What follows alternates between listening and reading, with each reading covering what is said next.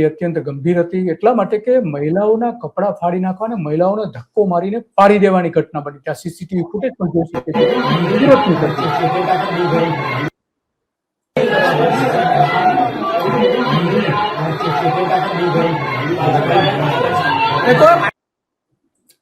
તો અહીંયા જે ધમકી આપે છે ઉમેદવાર, આ તો આખા ગુજરાતમાં સૌથી ગંભીર ઘટના, કારણ કે સુરત ભાજપના નેતાઓ અને કાર્યકર્તાઓ સત્તાના નશામાં દેખાઈ રહ્યા હોય એ દેખાય છે, એની મર્યાદાઓ ઓળંગી રહ્યા છે. વોર્ડ નંબર 11માં સુરતમાં મંદિર બચાવવા માટે જે આંદોલન કરી રહ્યા હતા, હનુમાન ચાલીસા મહિલાઓ બોલી રહી હતી, તો મહિલાઓ ઉપર ભાજપના ઉમેદવાર ટેકેદારે હુમલાઓ કર્યા અને મહિલાઓને કપડાં પાડી નાખવા માટેની ધમકી આપી. અત્યંત શરમજનક બાબત છે.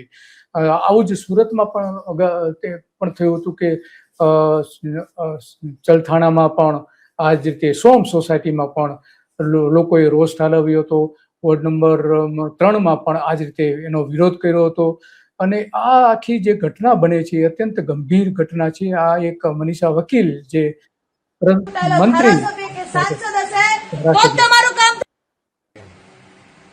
નીચે ભારતીય જનતા પાર્ટીની સરકારને ચૂંટાયેલી પેનલ હશે, ઉપર ભારતીય જનતા પાર્ટીને ચૂંટાયેલો ધારાસભ્ય કે સાંસદ હશે, તો જ તમારું કામ થવાનું છે ભાઈ. નહીં તો આવા લોકો અમે ઘણા જોયા છે